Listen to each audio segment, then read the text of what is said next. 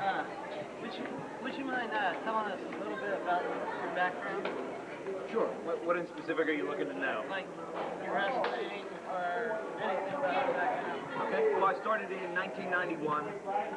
In November of '91, I was 15. Started wrestling then. All wrestling underground stuff. You wouldn't find a mention of it anywhere. Around '94, I first got into the independents, and then I moved to Pittsburgh. We started wrestling at the Pitt Theater there. It was a cement-floored venue. We wrestled right on the cement. We started selling the theater out, and Pittsburgh indie promoters got wind of it, and that's how they picked me up. I worked the Pittsburgh circuit from '94 to about '96. Then I moved back home to Reading, Pennsylvania, which is about an hour outside of Philly. They picked me up there. I started working for PCW, ECWA, which are mainstays of the independent scene up in the Northeast. Working guys like Billy Kidman, Ace Darling, Reckless Youth, and that's how at least my name started getting out there. Finally, this year in '99, I'm starting to do a lot more traveling. I work with Hellfire Wrestling out in Detroit, which is run by Insane Clown Posse.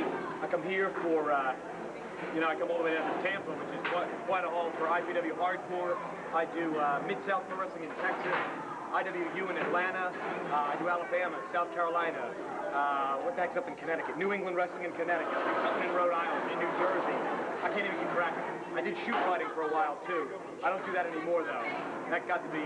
I don't have a very strong martial arts background. I used to do strong-style shoot fighting, whatever you want to call it, with the GAME promotion, GAME, out of Pittsburgh. It's all shooters. Brazilian jiu-jitsu guys who whoop up on your butt 24 hours a day, 7 days a week. And I didn't shoot fighting until I got tired of getting my butt kicked. And then I stuck to the pro stuff. Okay. What influenced you to become a fan? I hated wrestling growing up. I hated it. I saw a friend of mine had, I guess it was still closed circuit TV. I don't think it was pay-per-view. Hogan and the Warrior, he had. God, was that boring. I watched it and I was like, you've got to be kidding me. It was the most terrible, awful, boring thing I ever saw. I was turned off to wrestling, never watched it.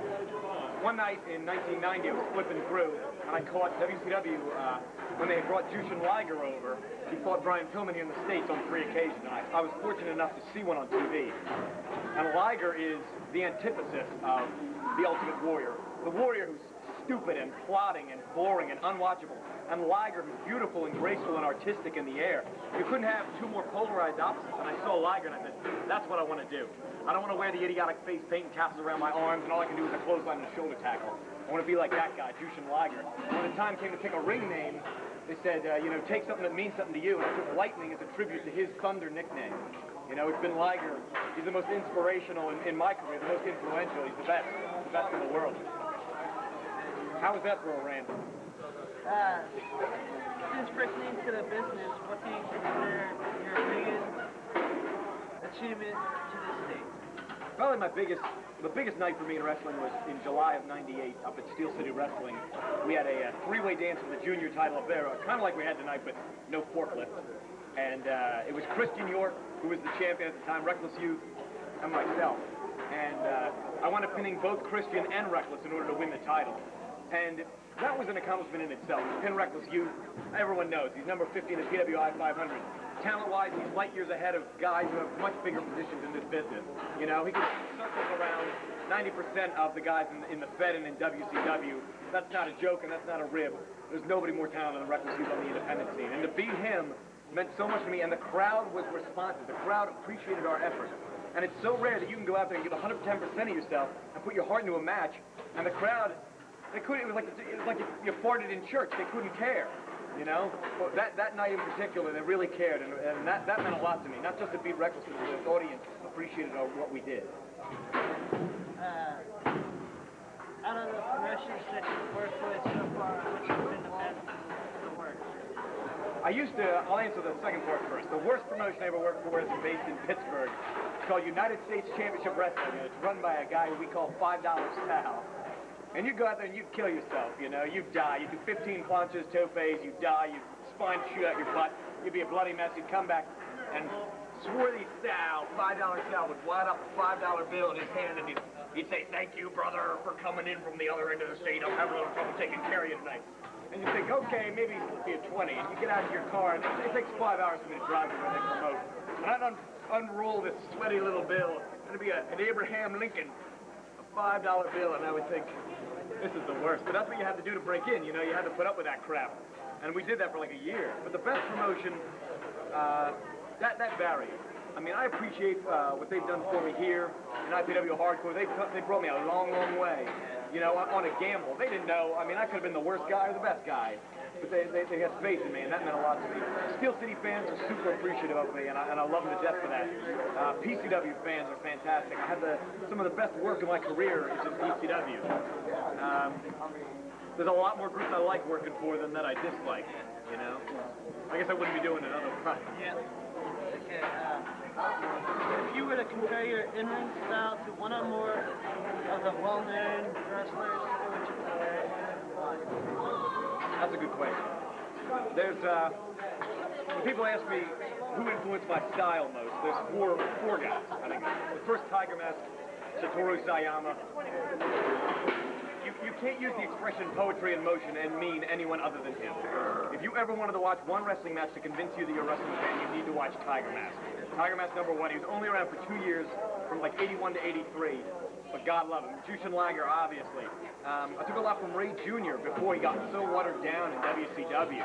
You know, they made Rey Mysterio Jr. the most uninteresting guy on the block, and he was phenomenal for the longest time. And Dos Caras is one of the most overlooked luchadors. He's the brother of Mil Mascaras.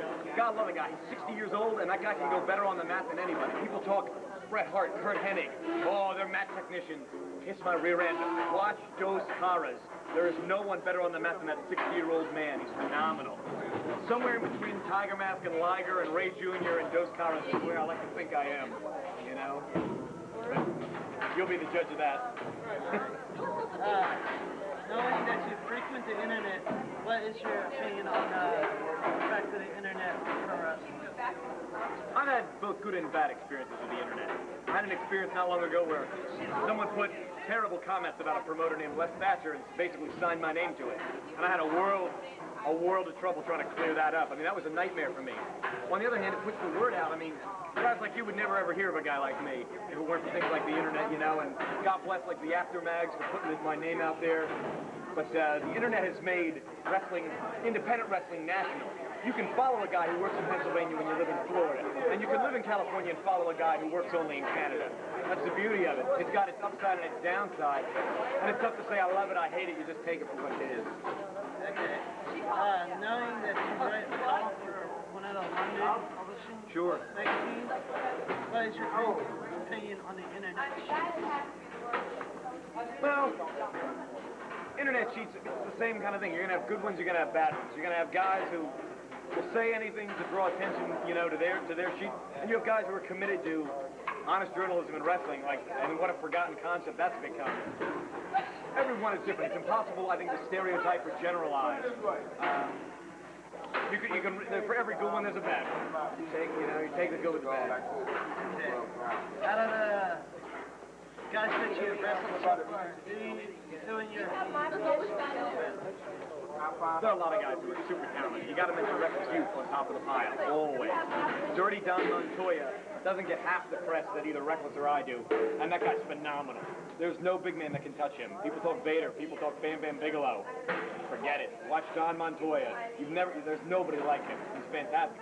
And just like tonight, Jeff Peterson, for being as young as he is and is new to the business, that kid puts his heart into it, and I can respect that when people put their heart into this business. So many people show up for the payday, you know, and that's what they're in it for. Jeff Peterson's in it for the love of the sport. That's what it's about. He puts his heart on the line, puts his body on the line for fans, you know. Some of these people tonight, you know, some were very appreciative, and some, you know, were taking a nap during the match.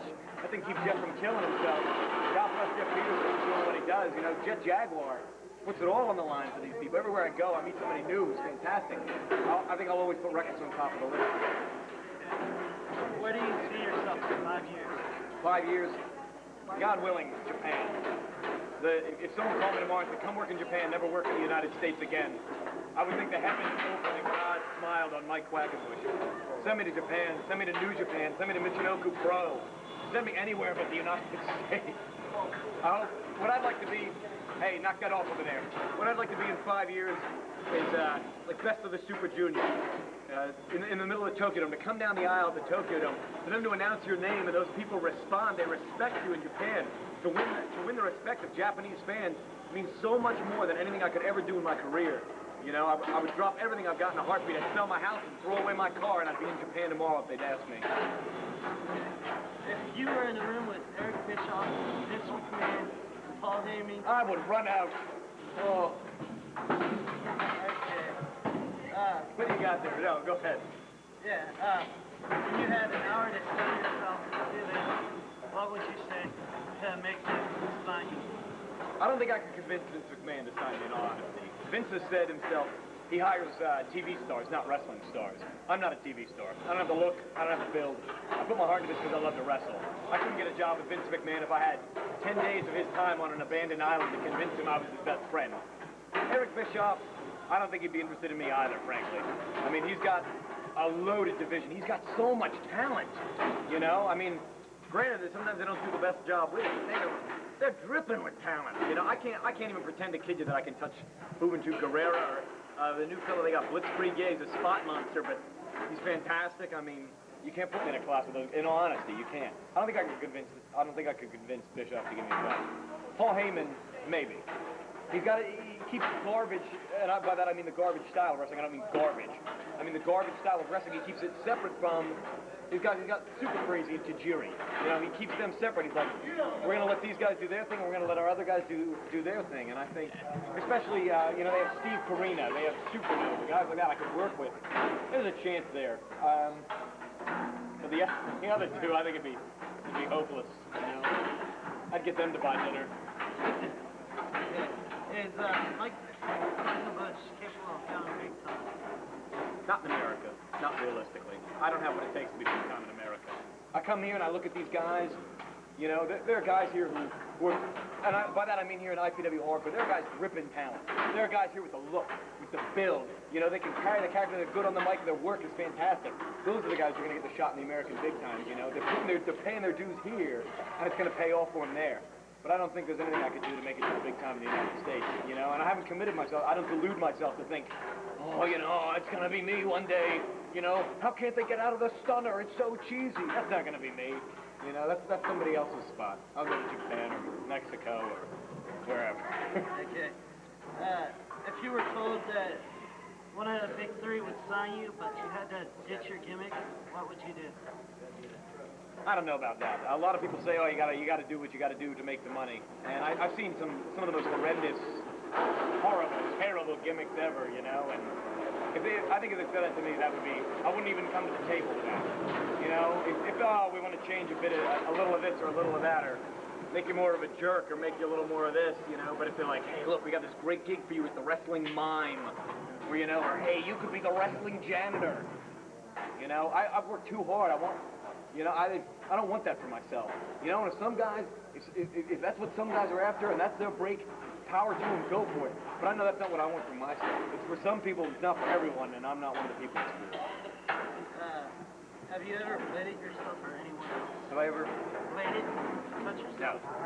No. I've been busted open a few times, but that was involuntary. Okay.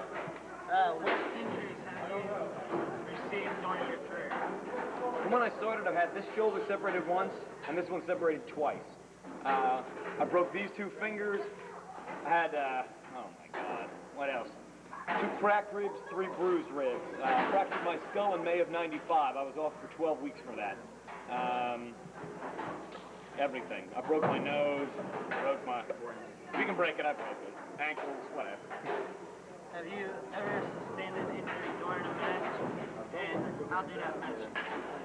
When I fractured my skull in a match which was in Pittsburgh, it was doing a split-legged moonsault, and the match had to continue, and no one knew what had happened, and I was having a violent seizure in the ring, and the match just went on. It was a tag team match, and the match went on around me, and they just continued to film it for television, and they counted to 3, they took it off the air, and they medevaced me out.